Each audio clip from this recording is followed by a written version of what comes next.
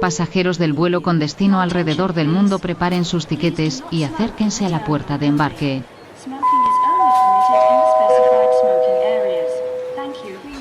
Bienvenidos a Diplomacia Itinerante, el programa que te invita a explorar los secretos de la diplomacia moderna.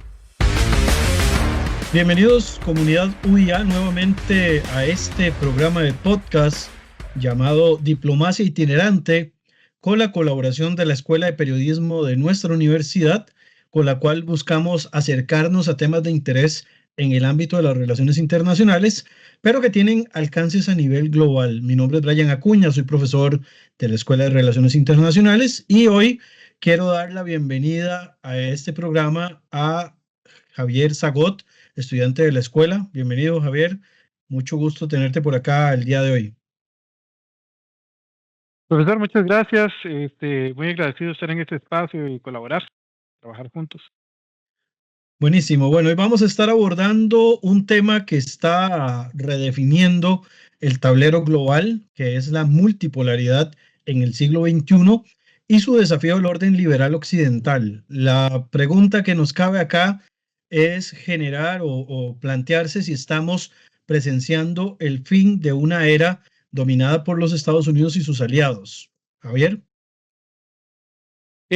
Bueno, sí, me parece que es una pregunta muy válida, sobre todo para la actualidad, profesor, ¿verdad? Porque en estos momentos, bueno, desde la caída de la URSS hasta el surgimiento de los BRICS, de enfrentamiento, ¿verdad? De nuevos bloques, o sea, hasta donde hablamos, es algo que no es evidente, ¿verdad? Es necesario plantearse la pregunta. Sí, en este sentido, para poder entenderlo, tenemos que analizar en primer lugar qué es la multipolaridad y cómo surge, ¿verdad? Y cuáles son los actores que la están impulsando. Tal vez, Xavier, si te parece, podemos empezar por definir ese concepto de qué es la multipolaridad y cómo difiere del orden liberal occidental desde tu perspectiva.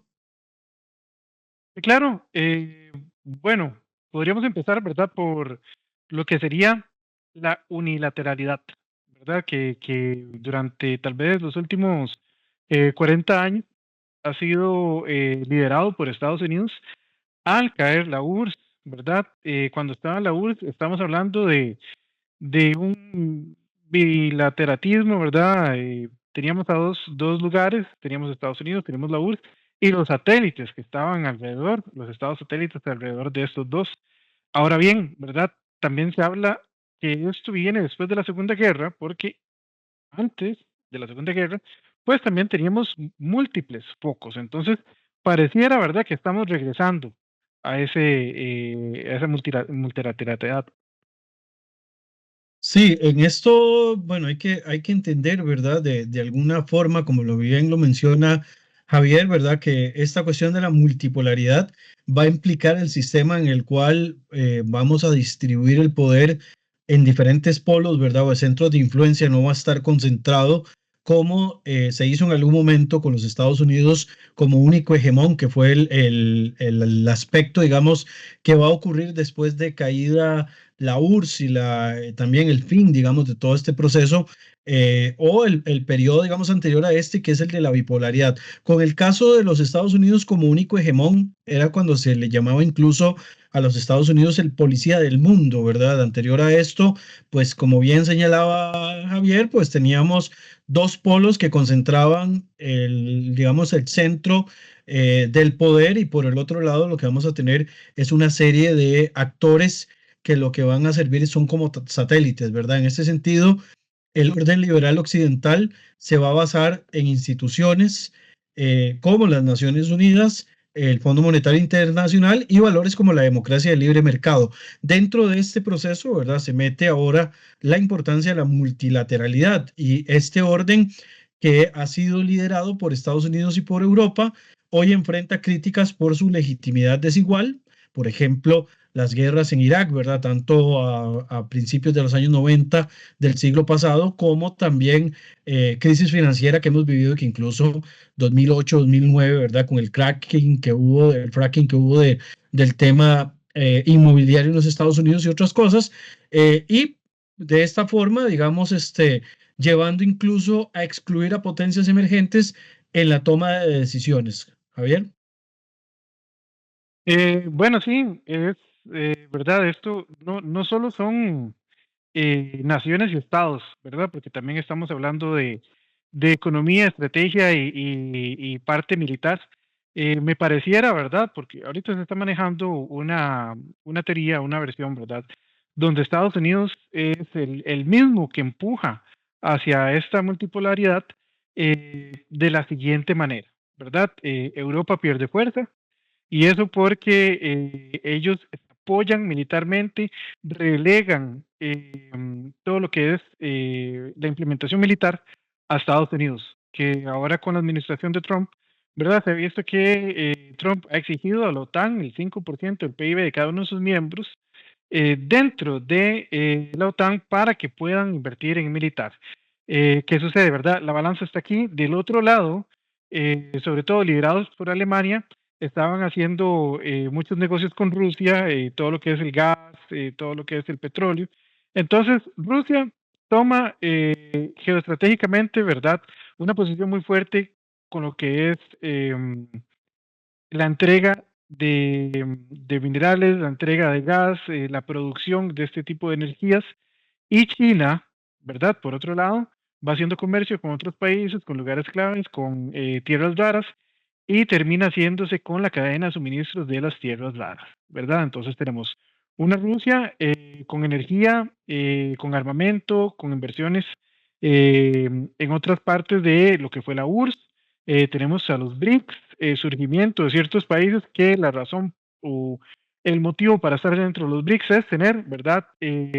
Materias primas, tener con qué pagar, tener con qué hacer frente a préstamos, hacer, mencionaba el FMI, ¿verdad? Los BRICS vienen a ser una respuesta alternativa al FMI, ¿verdad? Se trata, sobre todo en los BRICS, de hacer negocios sin pasar por Estados Unidos, brincarse las sanciones que pueda poner, ¿verdad? Y tratar, ¿verdad? De en distintos bloques, porque no necesariamente China y Rusia son el mismo bloque, pero en distintos bloques concentrar el poder de una manera un poco más equitativa.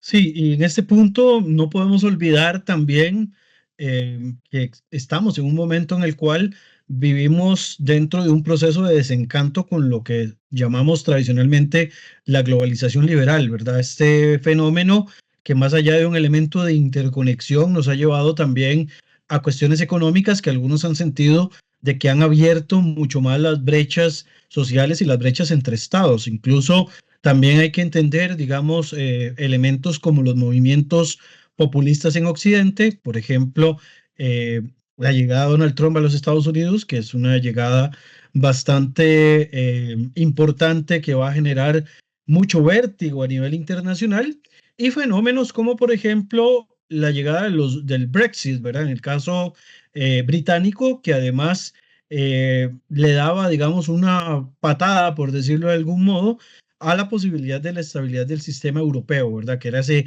enorme riesgo que en algún momento se estaba contemplando que pudiera estar aconteciendo en aquel momento, ¿verdad? Así como, por otra parte, vamos a tener demandas de lo que se denomina generalmente el sur global, que en realidad es el nombre bonito con el cual ahora se designa a los países, ¿verdad?, en vías de desarrollo y que quizás han buscado tener un rol mucho más importante. Este famoso sur global busca un sistema más justo y a partir de ahí empezamos a ver una dinámica todavía mucho más importante metida, digamos, en esta cuestión de la multilateralidad. Javier. Sí, coincido en muchos aspectos, sobre todo, ¿verdad? Lo que sería la América hispana y Brasil, mucho de lo que tienen que ofrecer son materias primas, ¿verdad? Nosotros no somos un hemisferio que se caracterice por eh, mm, ya materia procesada. Normalmente nosotros somos, ¿verdad? Como lo que sería la materia cruda para que los países en desarrollo pues la tomen y ¿verdad? Hagan dinero con la materia prima. Entonces, por ese lado, China ha tenido mucha influencia en Brasil, en Perú, en Panamá, que le doblaron un brazo, ¿verdad? Le dijeron a Panamá, no vea usted, no va a hacer negocios con con China. Sin embargo, ¿verdad? Estamos hablando también de retrocesos democráticos, por decirlo así, en esa respuesta populista que tuvo Estados Unidos, ¿verdad? Con Donald Trump, ahí no hay diplomacia. O sea, ahí ni siquiera se esconde, ¿verdad? Los objetivos o los motivos que hay detrás de los Estados Unidos. Inclusive Brexit, ¿verdad? Ahora que lo mencionaba usted, profesor, ¿por qué está apoyando Inglaterra a Europa si se salieron? ¿Por qué está Inglaterra haciendo operaciones de inteligencia en Ucrania? ¿Por qué están ayudando con Israel? ¿Por qué Inglaterra habla en nombre de la Unión Europea si ellos se salieron? ¿Por qué Inglaterra está empujando a los demás de la OTAN, verdad? La OTAN no es la Unión Europea, pero también está ahí haciendo lobby, ¿verdad? Para que los de la Unión Europea se metan en un conflicto armado y vayan a atacar a Rusia nuevamente, que son historias que se repiten. Organizaciones de las Naciones Unidas, ¿verdad? Se han visto paralizadas desde el momento que Israel atacó a Gaza y que le dijeron al presidente Gutiérrez que él era parte de la organización Hamas, ¿verdad? Por simplemente hacer una denuncia de derechos humanos, nos hace cuestionarnos qué está sucediendo, ¿verdad? Porque Israel, así como Costa Rica, estamos en el bloque de los Estados Unidos, en el bloque de la OTAN, en el bloque de la ONU, en el bloque de los buenos, pero de los nuestros, no podemos cuestionar. Entonces, ¿verdad? Se ve como un doble estándar que estamos viviendo y que nos hace cuestionarnos nuestros valores y si estamos, ¿verdad?, ubicados en el bloque correcto o bien si tenemos la opción. Yo creo que es más que todo la segunda parte, ¿verdad? Lo hemos desarrollado a lo largo del tiempo, de que en realidad los ejes sobre los cuales o los bloques sobre los cuales nosotros nos metemos va a depender mucho de quiénes dependemos en verdad. En este caso, al ser países occidentales, que hemos mantenido mucha de nuestra dependencia de los Estados Unidos, tanto dependencia estratégica como evidentemente dependencia en temas como defensa y economía y otro montón de cosas, pues evidentemente este es el bloque que nos toca vivir. Yo creo que sí es importante, ¿verdad? Y que lo hemos resaltado incluso en clases, que tenemos que quitarnos esta idea de que estamos en el bloque de los buenos, en el bloque de los malos, ¿verdad? Siempre va a ser en el bloque de los buenos con respecto a qué, ¿verdad? Recordemos que todo lo que son relaciones internacionales, al final de cuentas, van a ser relaciones de necesidad o relaciones de intereses, ¿verdad? Al final de cuentas, sacarse de nuevo, y creo que lo mencionaba en el primer podcast que tuve la oportunidad de estar con Danixa, contaba de que en ese primer, digamos, elemento importante es dejar de romantizar las relaciones internacionales y entender de que estamos en una dinámica completamente de política, ¿verdad? Entre estados. Incluso, no sé, hablabas, por ejemplo, de la situación de Gaza, pero pongámoslo en otro conflicto que se desata en el mismo ambiente, que es el conflicto entre Israel e Irán. Irán en algún momento, lo que fue Persia en su momento, era aliado de los países occidentales. Evidentemente, cuando te sales del canasto, pues te conviertes en enemigo y Ujú. viceversa. Y de igual manera, en el caso, digamos, de Ucrania, mientras Ucrania tuvo presidentes títeres que funcionaban a los intereses del Kremlin y hubo un cambio de régimen y se empezaron a poner presidentes más favorables a la posición occidental, incluyendo la posibilidad de que Ucrania empleara, digamos, esta margen oriental de acción de la OTAN, algo que para mí, digamos, en lo personal, se pudieron haber evitado muchos dolores de cabeza si se, digamos, si se omitía hasta cierto punto, porque de por sí Rusia tenía ya intereses marcados con el caso de Ucrania y lo vimos con el tema de la invasión a Crimea en el 2014, pero definitivamente vamos a lo mismo, o sea, Ucrania era el bueno para Rusia mientras que sirviera a los intereses de Rusia, o sea, seguimos manteniendo esa, ¿qué podríamos decir? Esa escala de liderazgos que dependiendo de quién sea mi cabeza, ¿verdad? Todo lo demás ahí, yo estoy como Ujú. pegado a un cuerpo obligatoriamente. Sí, como que nos metan un Zelensky en Bielorrusia, ¿verdad? Que hoy por hoy es un aliado de Rusia, casi que un estado títere, con respeto que se merecen los bielorrusos. pero sería como que nos pusieran, ¿verdad? Un Zelensky ahí y de repente tuvieran que cambiar o tuvieran que cambiar de bando. Pero sí, ya lo veíamos en clase, ¿verdad? Que en las relaciones internacionales no hay amigos, solo intereses. En nuestro caso en particular, ¿verdad? En nuestro bloque siempre hay que recalcar que ¿verdad? No nos conviene, y sobre todo nosotros que no tenemos ejército, ponernos en una posición cerrada, ¿verdad? O tomar posiciones en estos conflictos internacionales, pero sí que me parece, ¿verdad?, que Costa Rica va a tener un perfil preponderante en el futuro en ese bloque, ¿verdad? Sobre todo en el área de las tecnologías. Muchos son los análisis que señalan Costa Rica como un posible proveedor de chips, ¿verdad? Y trabajar materias raras, el tema es la cadena de suministros, pero sí, coincido profundamente con su análisis. Sí, ahora bien, hablamos del conflicto en Ucrania, ¿verdad? Que se ha transformado en un termómetro de los últimos años en cuanto a las relaciones de Oriente y Occidente, o de Occidente y Rusia. Digamos, no quiero poner a Rusia tampoco en la esfera oriental, porque en realidad Rusia es como un ornitorrinco, ¿verdad? No es ni occidental ni oriental, sino que son ellos mismos. En verdad, ellos tienen Ujú. sus propios intereses. Pero digamos, hasta cierto punto, la guerra en Ucrania o el conflicto en Ucrania ha sido una especie de termómetro. Occidente se une contra Rusia, pero países, por ejemplo, del bloque de las potencias emergentes, hablemos del caso de la India o de Sudáfrica, mantienen una posición neutral. Por ejemplo, India es un país que negocia con Occidente algunos temas, pero que le compra armas a Rusia, por ponerlo, digamos, en un ejemplo. Y bueno, y Sudáfrica, que de todas maneras, yo no sé qué hace ahí en los BRICS, ¿verdad? Es como el meme del chiquillo donde le dicen, ¿qué haces ahí? Esa no es tu familia, ¿verdad? Porque al final de Exacto, sí. cuentas, o sea, no es que económicamente haya tenido algún tipo de elemento sustancial. Entonces acá la pregunta es si realmente hay un bloque antioccidental o si solamente, digamos, se busca autonomía en cuanto a las acciones de este tipo de países que podríamos decir son emergentes. No sé vos qué opinas al respecto. Sí, bueno, ahí para retomar el tema del termómetro, ¿verdad? Sí, es como un lugar donde medir fuerzas, donde medir tácticas, donde tirar nueva tecnología, inclusive, ¿verdad? Hasta quedó opacado y relegado por el conflicto que hubo recientemente con Israel y Irán, que ahí sí vimos más videos, ¿verdad? Más material, más media en cuestión de ataques que lo que se ha visto en Ucrania. Pero sí coincido con lo de India, ¿verdad? Porque ellos tienen relaciones con Israel, ¿verdad? Buenas relaciones con Israel, lo cual Rusia no tiene. Digamos, Rusia ya le ha hecho un par de ojitos, ¿verdad?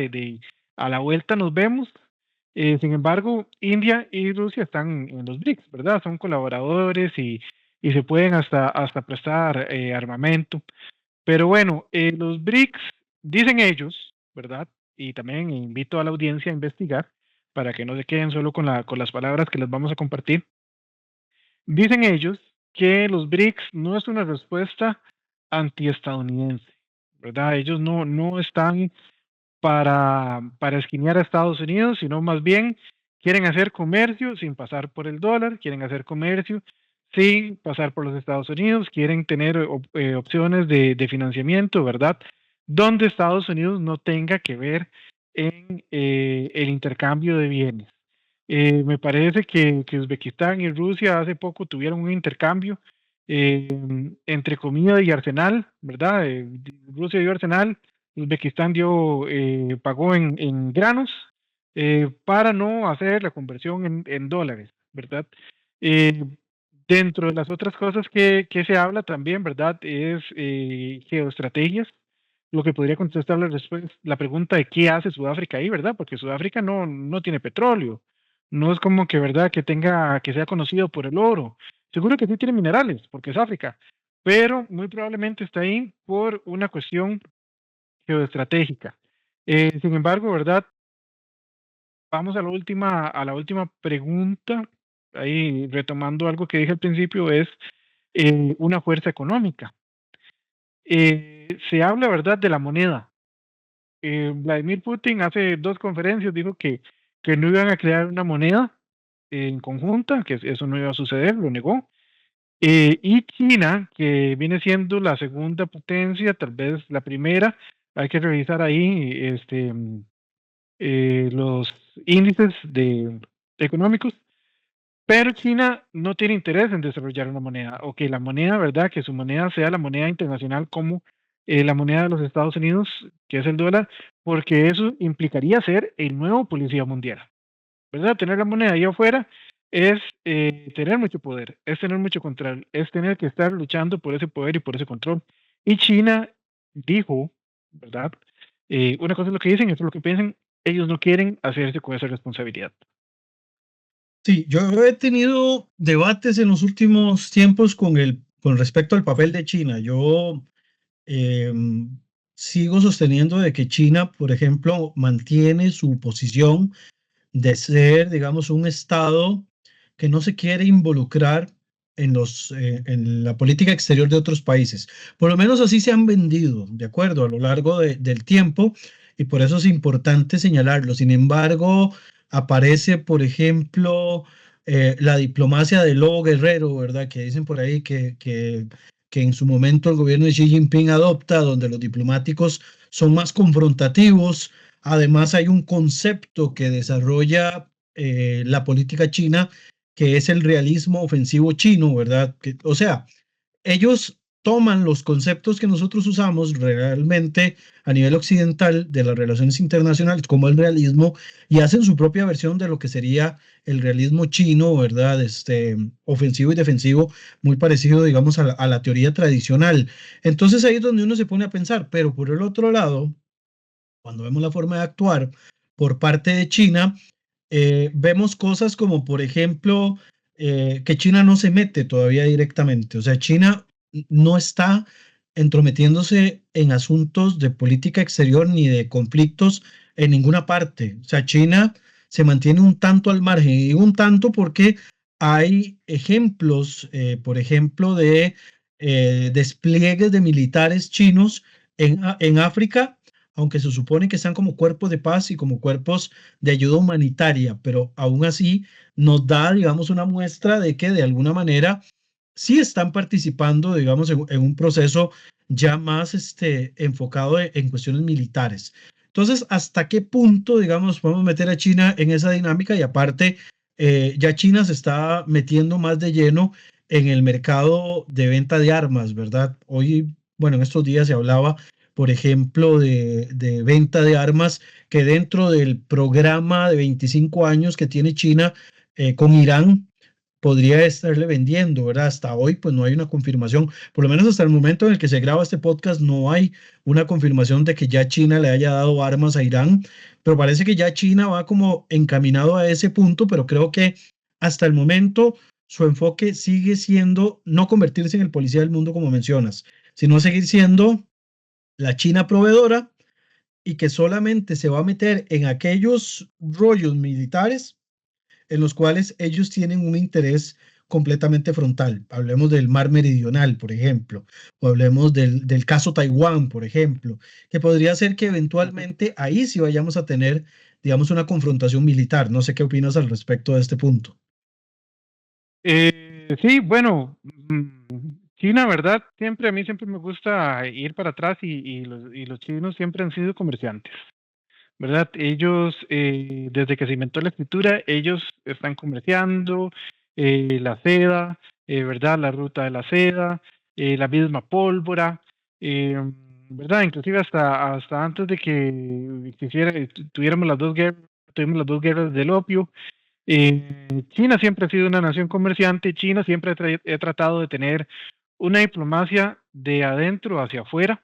Entonces, también involucrarse en conflictos militares de otros es un terreno ajeno, ¿verdad? Y me parece Mm. que la nación china pues ha tenido mucho cuidado de no meterse en uno de estos conflictos, pero sí que ellos están presentes indirectamente en muchos conflictos. Cuidado y no, los jets en Estados Unidos tienen chips eh, de China, y si no son chinos son de Taiwán, ¿verdad? Y el mayor socio comercial de Taiwán es China.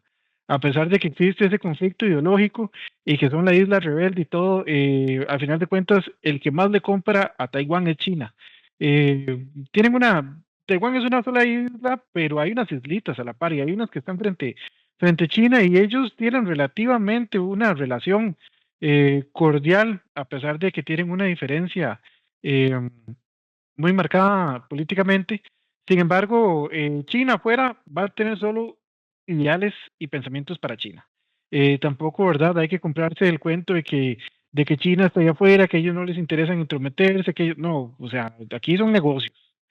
Y el negocio es mío y yo represento a China, yo represento a los chinos y por eso es que ha triunfado tanto el capitalismo dentro de China, ¿verdad? Porque ellos el enfoque que le dan no es un enfoque de tengamos un 1% de personas ricas como tal vez sucede en este hemisferio, sino es no, seamos una población con poder adquisitivo, seamos una población con dominio, con influencia, que podamos, donde sea que exista un chino, donde sea que exista una empresa china, hay poder, ¿verdad? Y como eh, históricamente ellos han ido de dinastía tras dinastía, eh, el socialismo que se vive en China, la no democracia, ¿verdad? Lo que tanto está tratando de poner Occidente ahí, pues ellos no lo quieren, ni lo extrañan, ni lo piensan. Les sirve el sistema que tienen en este momento. Y como tal, ¿verdad? También podríamos estar hablando de una neocolonización china, ¿verdad? Ya que ellos agarran los conceptos nuestros, nosotros también podemos ver qué cosas están haciendo ellos que ha hecho el imperio actual o los imperios anteriores y qué están haciendo ellos que niegan, ¿verdad? No serlo, pero que en realidad lo están haciendo también. Sí, dentro de lo que planteábamos y a la hora de descubrirlo, hay varios elementos, ¿verdad? Quiero retomar un poquito la cuestión de Sudáfrica, ¿verdad? En los BRICS, que esto, digamos, se sale un poco de lo que veníamos hablando en la línea, pero no quisiera como dejar en el aire de que Sudáfrica no se merece nada, ¿verdad? O que está ahí por accidente. Bueno, algunos sí debaten, yo soy uno de los que debato la posición de Sudáfrica, más que todo porque cuando inician los BRICS tenía que ver mucho con el poderío económico del país. Sí, Sudáfrica, obviamente, si lo comparamos con China o con Rusia, pues evidentemente, o con la India, evidentemente la solvencia económica no era tan importante. Pero digamos, hay 6 elementos por los cuales Sudáfrica está, digamos, contemplada dentro de los BRICS iniciales. Recordemos que en la actualidad no hablamos de BRICS solamente los 5 países iniciales, sino que hablamos de los BRICS Plus, ¿verdad? Porque se sumó otra lista importante de países. Sudáfrica, que fue el último en sumarse a estas iniciales de letras de países emergentes, tiene una ubicación estratégica importante, ¿verdad? En el extremo sur de África. Tiene recursos naturales, tal vez no tan amplios, pero sí tiene, digamos, algunos que incluso sirven montones para la industria, como lo es, por ejemplo, los diamantes, el cromo, el manganeso, que también, digamos, son muy importantes para la fabricación de ciertos componentes electrónicos. Es una puerta de entrada a África desde la zona sur. Tiene influencia regional y global porque es miembro no solamente de los BRICS, sino también del G20 y de la Unión Africana, teniendo también una diplomacia histórica bastante importante, pese, digamos, al periodo del apartheid, ¿verdad? Que fue bastante particular para la historia sudafricana. Tiene infraestructura portuaria y comercial muy importante, como en Durban, Ciudad del Cabo y Puerto Elizabeth, y tiene proximidad a mercados emergentes. Por otra parte, pues tiene, digamos, todas las capacidades para poder estar ahí, ¿verdad? No es que no es tan accidental, tiene sus enfoques. Además, creo que un aspecto importante por el cual se suma directamente a Sudáfrica es por ser un país africano, que es un elemento sustancial, ¿verdad? Porque los africanos a lo largo de la historia siempre quedan desplazados. Entonces es importante empezar a meter la dinámica de los países africanos. En la época actual, pues se hablan de diferentes países africanos que tienen un rol muy importante. Nigeria, ¿verdad? Económicamente hablando y demográficamente hablando es muy importante. Creo que ahora se está hablando mucho de Burkina Faso, si no me equivoco, que es en donde está dándose todo este tema de Traoré, ¿verdad? Y en muchos casos son ex colonias francesas, haciendo ahí el spoiler, ¿verdad? De Javier, que es profesor de francés. Entonces es importante también hacer esa mención porque muchas de las ex colonias francesas son las que también se han salido un poco del saco. No sé si quieres opinar al respecto.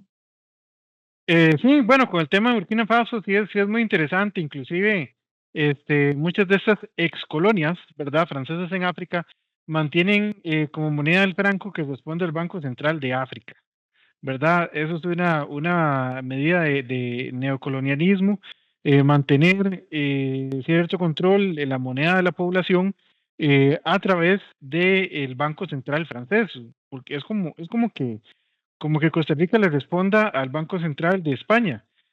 Por dicha, ¿verdad? Las relaciones con España son buenas y no es algo, ¿verdad? Que uno diga, bueno, sí, o sea, hay un control. Sin embargo, ¿verdad? Sí me parece un poco hipócrita a nivel de relaciones internacionales, ¿verdad? Que se hable de que ya Francia no está ahí, sin embargo, mantenga un control económico. Burkina Faso se sale de la esfera, ¿verdad?, de control de Francia, que ya han tratado de echarse al presidente actual y a los que trataron de salirse. Y lo que sucede, ¿verdad?, el impacto más importante que también viene a reforzar el fracaso de las sanciones contra Rusia es que se quedan sin uranio, ¿verdad? Francia se queda sin uranio, Francia es la única potencia europea si no, si hay varias, tal vez es la que mayor tiene energía nuclear, ¿verdad? La energía nuclear, si bien representa un riesgo en accidentes, ¿verdad? Bien manejado, es una energía que tiene, ¿verdad? Bueno, espero que no me guinden, pero es una energía muy limpia y Sí, es que de las energías más limpias que existen, exacto. Sí, sí. logra abastecer así, pero por montones a naciones, ¿verdad? Industriales, que en este caso, ¿verdad? Francia necesita cantidad de energía porque es una nación industrial. Inclusive, ahorita en Estados Unidos, en California, se está hablando, ¿verdad? De la implantación de mini plantas nucleares para poder dar abasto con toda la demanda energética que representa Silicon Valley y todos estos, ¿verdad? Lugares como Seattle, que es otro estado, está en Washington, que necesitan vasta energía. Entonces, las mini plantas nucleares van a ser una respuesta. Burkina Faso entonces dice, no, el uranio, ¿verdad? Ya, eso no se lo vamos a dar así. Vamos a seguir haciendo negocios, pero usted tiene que pagar el precio. Vamos a vender aquí y también han estado hablando con Vladimir Putin, ¿verdad? Para posicionar sus productos. Sudáfrica también, ¿verdad? Vuelvo yo, Petra con calentura, no es solo ese cachito que está ahí abajo, sino que ellos también tienen un reclamo en el Polo Sur, ¿verdad? Y el Polo Sur representa también una gran cantidad de energía, de minerales, y en el momento que eso esté accesible para extraer minerales, pues va a ser una gran ventaja tener, ¿verdad? Un país miembro que tenga un pie ya ahí. Seguro que sí, ¿verdad? Que Sudáfrica representa la puerta al continente africano, que es el continente con más materia prima. Hablamos ahora, ¿verdad? Que el sur global, nosotros no somos países industrializados, no procesamos la materia que tenemos, nosotros solo vendemos, ¿verdad? Lo que sería la materia cruda para que los países que tienen, ¿verdad? Este complejo de trata de materiales, exportación y ya productos procesados, los trabajen y los distribuyan.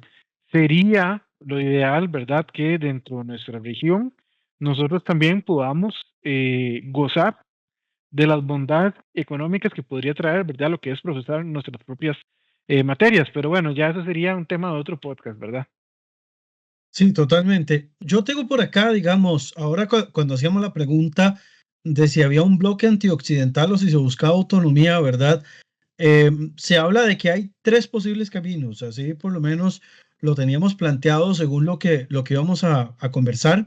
En primer lugar, la fragmentación, bloques económicos militares rivales, un ejemplo, Occidente versus Eurasia, ¿verdad? Que es lo que siempre hemos hablado. Lo que pasa es que también cuando hablamos de Occidente versus Eurasia, si sacamos a Occidente de la ecuación, que recordemos que mucho de esto entra en dinámicas como la teoría del Herland y la teoría del Rimland y todas estas teorías clásicas de la geopolítica, hay que también hablar de que eventualmente saliendo de la ecuación, Estados Unidos, en esta ecuación va a haber un enfrentamiento entre Rusia y China. Tal vez no lo veamos tan claro por el momento, pero una vez que se tenga fuera, digamos, de circulación lo que es propiamente China, Estados Unidos u Occidente, vamos a tener una especie de enfrentamiento entre estos dos, porque recordemos que el tema principal es el dominio de Eurasia, o sea, ese es el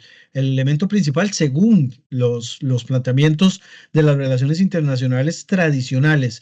En segundo lugar, tenemos una hibridación, es decir, la creación de un híbrido en el cual pueda haber un orden reformado donde puedan convivir democracias y autoritarismos, que creo que lo que tenemos actualmente, porque vemos democracias conviviendo y teniendo relaciones con países que son altamente autoritarios. Y pongo ejemplos de Occidente, porque evidentemente son los que más hablan del tema de la democracia, ¿verdad? Los países orientales, el tema de democracia o autoritarismo les pasa flojo, porque al final de cuentas muchos de ellos son autoritarios, como China, por ejemplo, o como el mismo Putin, que muy democrático no es, y hay que reconocerlo de esa manera, pero digamos a nivel occidental, que tanto se dan con una piedra por el pecho con el tema de la democracia, tenemos casos muy marcados, por ejemplo, Estados Unidos con las potencias del Golfo, que ahí, digamos, Arabia Saudita no es necesariamente una democracia, ahí tenemos una monarquía religiosa, ¿verdad? También Occidente, digamos, con Egipto, Occidente con ciertos países de África, etcétera, etcétera, etcétera. O sea, podemos decir que tal vez este híbrido de convivencia entre países democráticos y autoritarios es lo que se tiene actualmente. Incluso el modelo de las Naciones Unidas es así.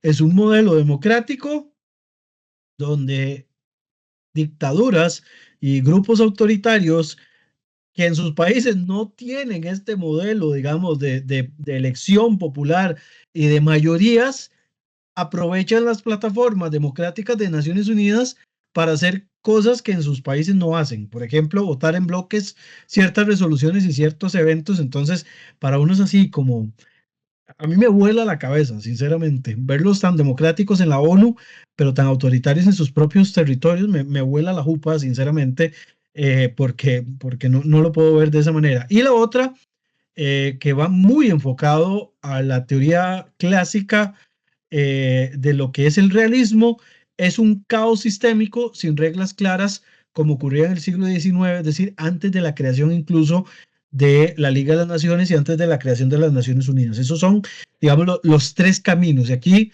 obviamente, aparecería la pregunta del millón que ya hemos medio peloteado, pero que sería bueno planteárnosla, que es, ¿pueden coexistir Estados Unidos y China sin necesidad de una nueva guerra fría?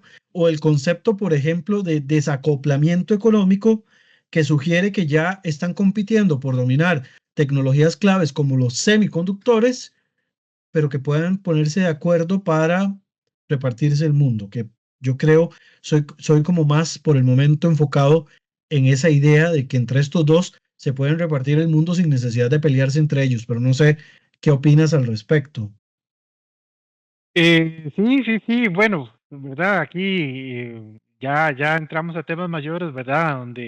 Donde hablar de geopolítica y conspiración está, pero a una línea así.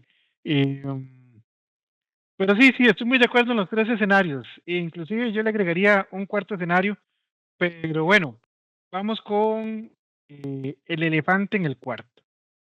Vamos a hablar de la democracia, ¿verdad? La democracia es, ¿verdad?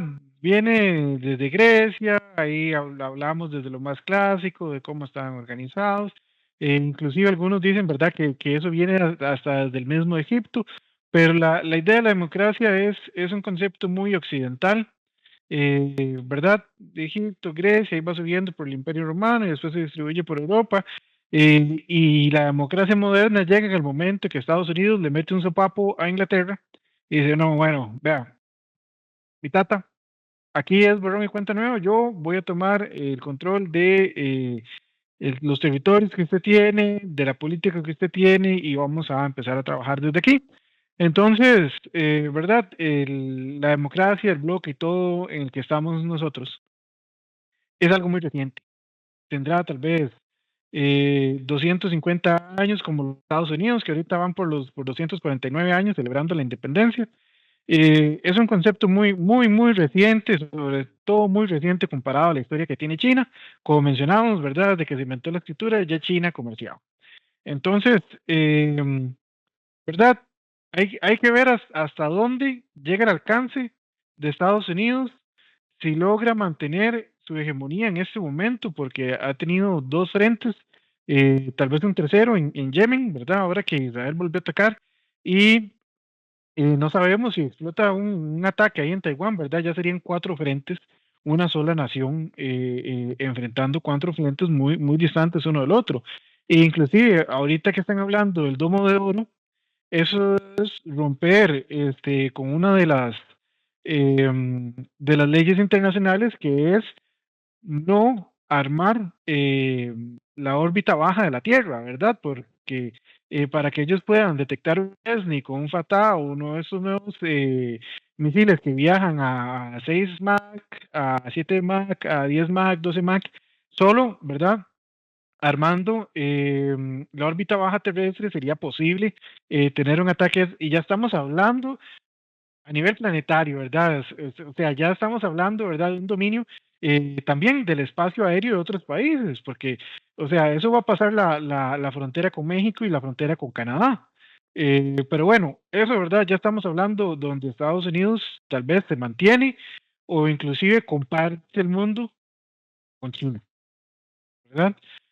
Pero eso sería dejar de lado a Rusia, quien, bien, ¿verdad? Bien o mal, tiene mucho territorio, tiene muchos derivados del petróleo, tiene muchos gases, tiene mucha energía, ¿verdad? Tiene mucha energía que dar, e inclusive, ¿verdad? Ese lado de la Tierra es donde más personas hay y donde, ¿verdad? Los BRICS es donde más personas van a hacer comercio. De este otro lado, tenemos problemas de envejecimiento, de tasas de natalidad, problemas, ¿verdad? Que el consumismo, el capitalismo y el mercado libre no logran resolver porque no es un Estado socialista, como los otros sí están enfocados tal vez, ¿verdad? Entonces, tiene que haber verdaderamente un buen balance y una buena estrategia para que a largo plazo la democracia pueda con el poder puro y duro de lo que son totalitarismos. ¿Qué pasó con Obama? Obama puso el Obamacare, ¿verdad? Después vino Trump y quitó el Obamacare y puso el botón de Coca-Cola. Y después vino Biden y quitó el botón de Coca-Cola y volvió a implementar el Obamacare. Y ahora vino Trump y volvió. ¿Y qué hizo China en todo ese momento? ¿Verdad? Se llega a un punto donde tal vez hasta los mismos de JP Morgan, BlackRock, ¿verdad? Hasta que se hacen las manos así, donde dice, no, es que los procesos democráticos hay ciertas cosas que debemos saltarnos para poder cumplir nuestros objetivos. Por ejemplo, las declaraciones de guerras en Estados Unidos tienen que pasar por el Congreso. ¿Y qué fue lo que hizo Estados Unidos en ese bombardeo en Irán? Eh, se me va el nombre de la base, pero empieza con F, creo, termina con O. Eh, Faló, no sé, Pero Faló, están no estoy hablando seguro, pero de la planta nuclear. de la planta nuclear que bombardearon con unos B2. No, Este, Fordo es la planta de Fordo. ajá, la planta de Fordo. Esa planta, eso no pasó por el Congreso. Eso no Pero es es que una declaración de no guerra. necesita pasar por el Congreso. En este caso no necesita pasar por el Congreso porque recuerde que el presidente es el jefe de las Fuerzas Armadas. Entonces, él avisa por cortesía al Congreso, pero no tiene que hacerlo, no pasa por ahí, pasa directo, no lo necesita. Que lo pueden criticar, sí, pero no lo necesita, porque por ley él podía hacerlo. Ok, bueno, sin embargo, siempre, o sea, para que se lleve a cabo estrategias, ¿verdad? O ideas, no pueden ser completamente democráticas. No pueden, ¿verdad? Estar en una constante voto, un constante, por ejemplo, Ursula von der Leyen, ¿quién la votó? ¿Cómo llegó ahí?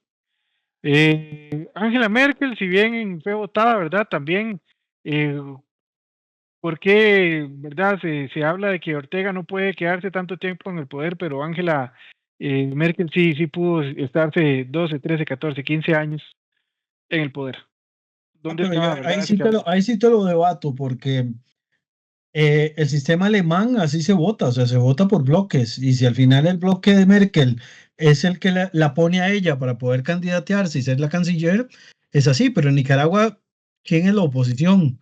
¿Quién vota para que se pueda asegurar de que Ortega pueda seguir en el poder? Que son dos cosas diferentes, o sea, en Mm. el caso de Alemania es así, de hecho, para que Olaf Scholz en su momento quedara y que posteriormente pasaran al nuevo canciller, que todavía no me aprendo el nombre, la verdad, este, Mer- necesitaban directamente de bloques. Nadie quiere votar por alternativa por Alemania, eso créamelo. Pero por el otro lado, las coaliciones que se forman son coaliciones muy débiles. Entonces, al final, el gobierno dura unos cuantos meses y ya otra vez se cae y hay que volverlo a elegir. Yo creo que sí, hay sí, exceso de democracia.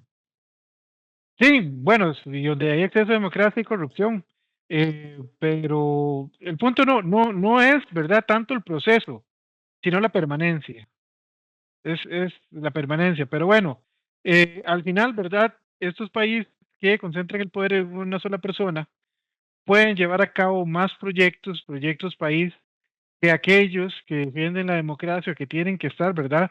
Constantemente luchando entre ellos para llegar al poder y al final no poder satisfacer las necesidades de la población, ¿verdad? Que al final lo que todo el mundo quiere es poder adquisitivo, es seguro, es comida, son viajes, y esto siento yo que es la amenaza más grande para que, ¿verdad? Que el bloque occidental se mantenga en un futuro, ¿verdad?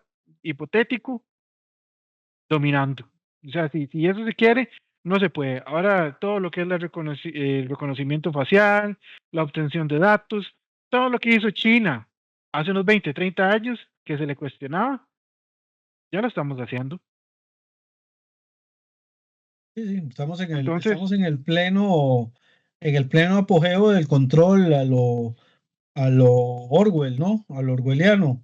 sí, lo orwelliano, así, lo orwelliano, llegamos a esta conclusión siempre. Siempre que tenemos estas conversaciones, vamos a una cuestión, e inclusive el doble pensar. Vea, la olla nominando al sartén para el Premio Nobel de la Paz. Eh, Netanyahu nominando a Trump para el Premio el Nobel de la Paz, ¿verdad? Es como el doble pensar. Hay que ver qué tan verídicos son los datos. Pero bueno, al final me parece que Estados Unidos no va a perder completamente la hegemonía por la cuestión de la moneda.